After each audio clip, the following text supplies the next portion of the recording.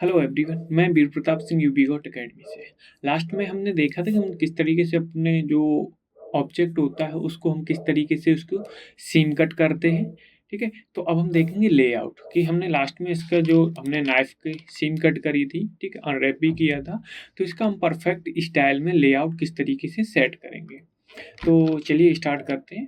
तो हम यहाँ से एडिट मोड में जाएंगे, ठीक है, ये के साथ में इसको सिलेक्ट करेंगे।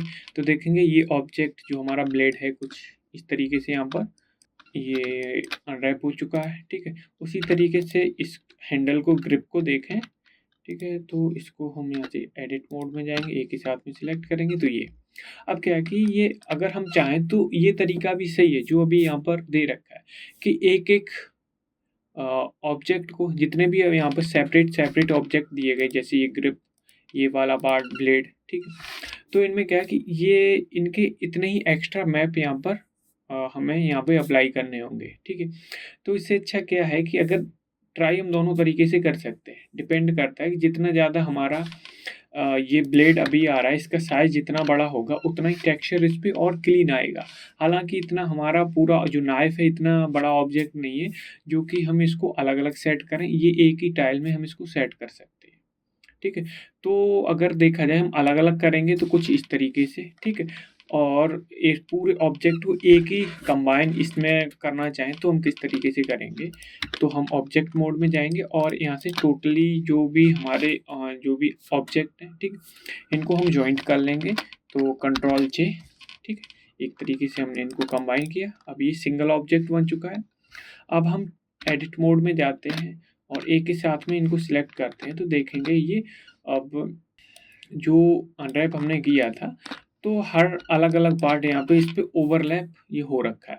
ठीक है, तो ये हमारे टेक्सचरिंग में प्रॉब्लम करेगा। ठीक है, तो इसी हिसाब से अगर हम ग्रिप वाला टेक्सचर ग्रिप पे करते हैं तो इसके नीचे जो भी ऑब्जेक्ट आ रहे हैं उन पर भी वो ग्रिप आ जाएगी। ठीक है, तो इसलिए क्या है कि हम इनको एक इनका सॉलिड एक लेआउट बनाते हैं जो कि एक दूसरे के ये ओवरलैप ना रहें।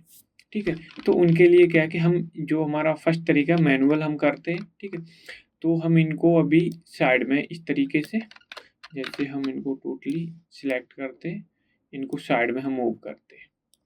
ठीक है, साइड में मूव किया।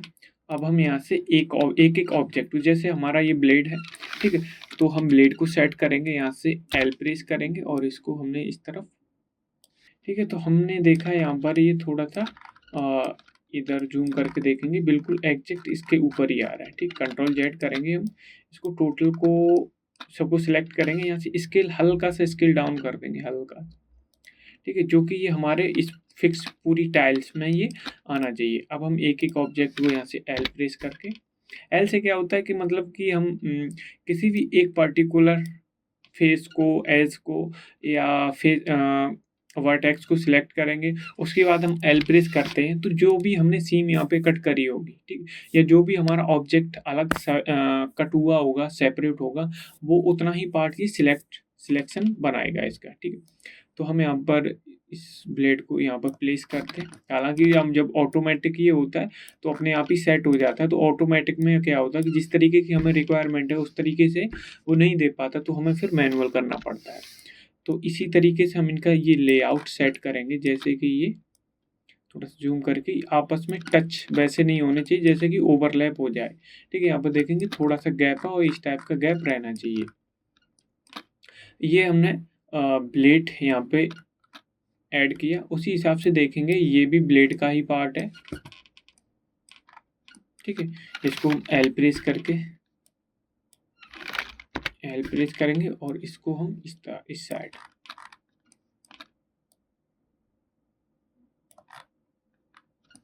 ठीक है, इसको सेट किया। अब हम इसको देखते हैं, एल प्रेस करेंगे और इसको इस तरफ सेट किया।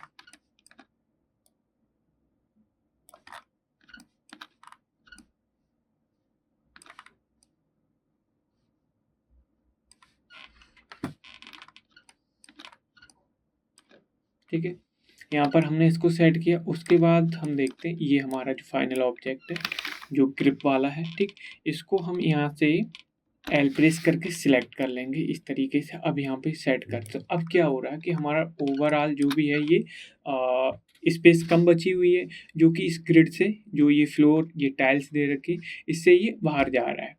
ठीक है, तो इसके लिए क्या है कि हम ओवरऑल इसको सिलेक्ट करेंगे और हम इसको स्केल डाउन करेंगे कि हमारा इसी में आ जाए। ठीक है, इस तरीके से सेट किया, ये हम इसको यहाँ पे सेट किया। अब देखेंगे ये वाला पार्ट भी इसमें फिक्स्ड हो जाएगा।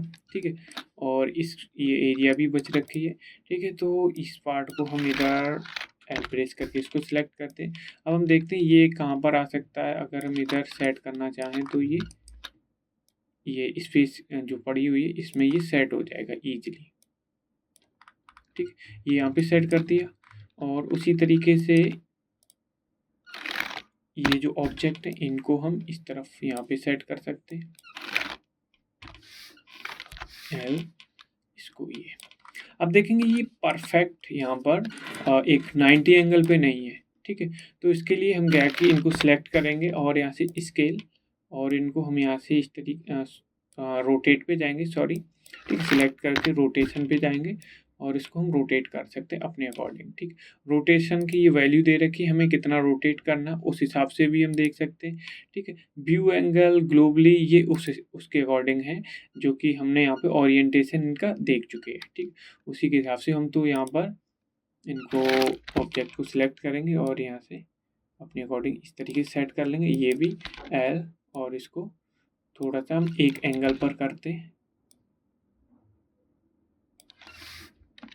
ठीक है, इस तरीके से इनको सिलेक्ट करके और मूव टूल से हमको अब सेट कर सकते हैं। ठीक है, इसको हमने सेट किया। उसके बाद ये जो ग्रिप्स आ रहे हैं ये वाले, ठीक है, जो मेटल का पार्ट है पीछे वोल्ट वाला, इसको हम यहाँ से एल के साथ में सिलेक्ट करेंगे और इसके देखते हैं यहाँ पे बिल्कुल स्ट्रेट ये इधर आ जाएगा। काफ़ी एरिया पड़ी हुई है तो हम यहाँ पे इसको रख देंगे। उसी तरीके से हम इसको और ये हम देखते हैं अगर ये यहाँ पर सही तरीके से फिट हो जाता है तो ठीक है, नहीं होता है तो हम इसकी प्लेसिंग दूसरी जगह पे करेंगे।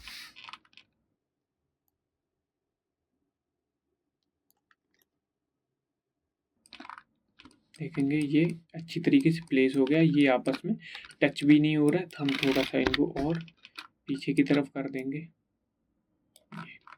ठीक है, और यहाँ से देखते हैं कितने ये ऑब्जेक्ट जो बचे हुए हैं। ठीक है, तो इस तरीके से और इसको हम मूव करके इस तरफ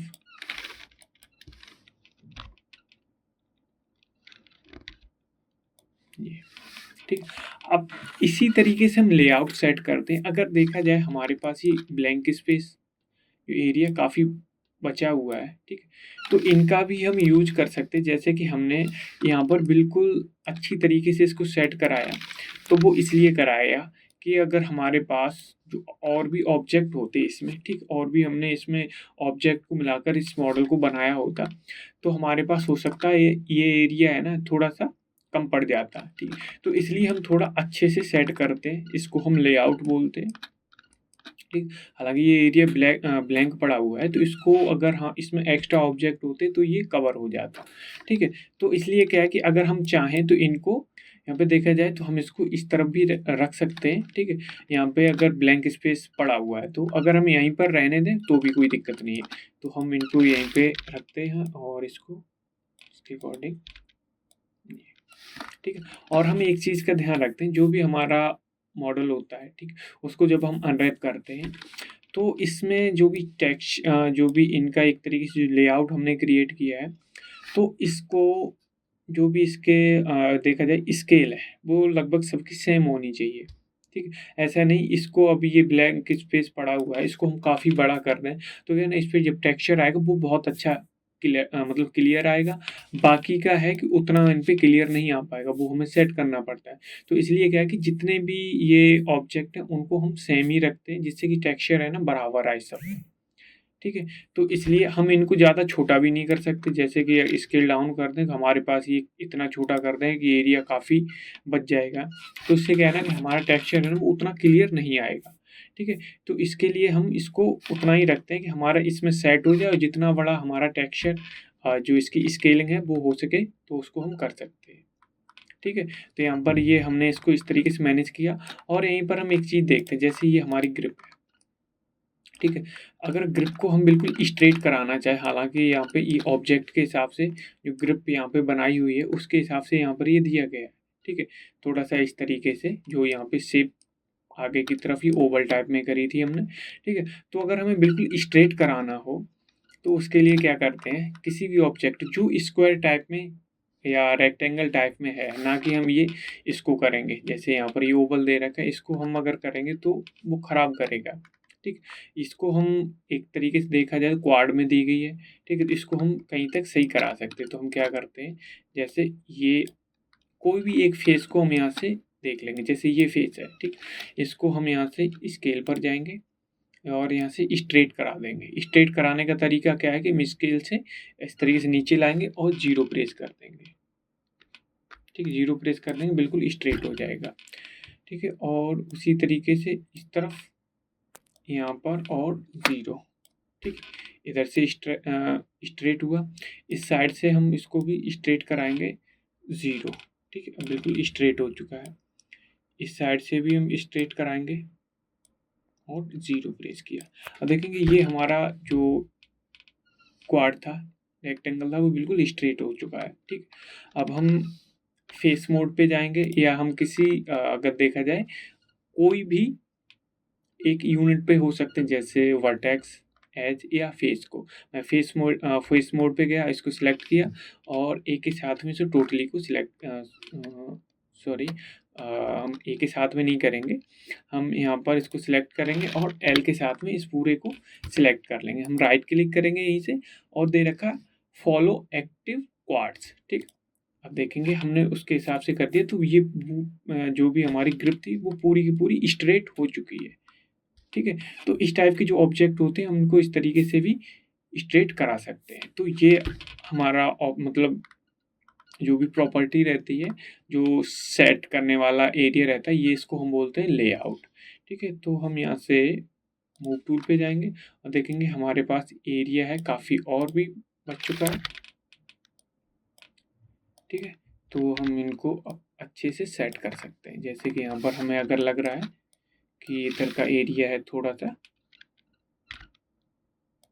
ऐसे हम स्पेस और थोड़ी सी दे सकते हैं,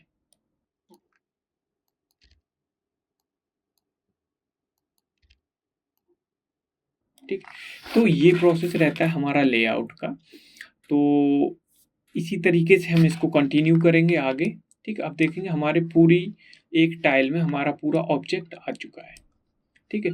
तो ये रहता है हमारे पूरे ऑब्जेक्ट का। अगर हम इसी तरीके से इसको देखें, ये हमारा अभी हमने इसको किस तरीके से किया था कि हमने इसको जॉइंट करके किया था, फुल एंड फाइनल रीटेक। अभी हमने इसको जॉइंट करके किया था, ठीक है।